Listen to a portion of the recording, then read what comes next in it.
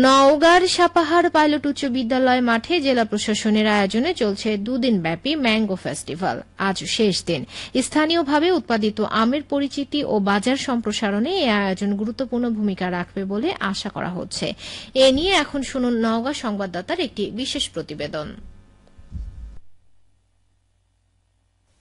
নওগাঁর মিষ্টি আমের খ্যাতি দেশ জুড়ে। রসালো আম্রপালি, বাড়ি ফোর, নাকফজলি, বানানা ম্যাঙ্গো স্বাদে গন্ধে মন জুড়াই। উৎপাদনের এই সাফল্য ধরে রাখতে এবার সাপাহারে ম্যাঙ্গো ফেস্টিভ্যাল আয়োজন করেছে জেলা প্রশাসন। স্টলগুলোতে স্থানীয়ভাবে উৎপাদিত আম ও আম থেকে তৈরি খাবার প্রদর্শন করছেন শতাধিক চাষি ও উদ্যোক্তা। আমের পিঠা, আমের তৈরি পায়েস, আমের বিভিন্ন রকম আচার, যেটা সারা বছর সংরক্ষণ করা যাবে।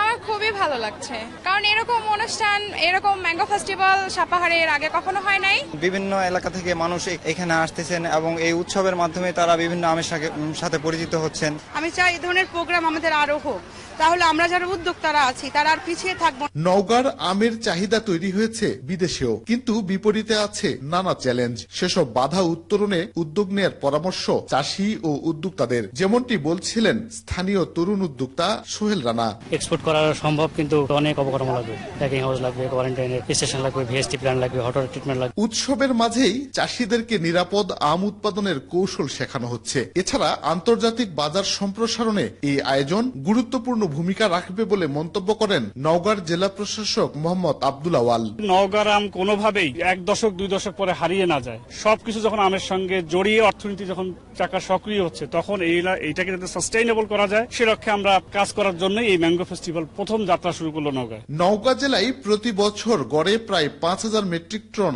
আম উৎপাদন হয়, যার বাজার মূল্য প্রায় 4.5 কোটি টাকা। শফিক ছোটন, নওগাঁ জেলা সংবাদদাতা, বাংলাদেশ বেতার, রাজশাহী।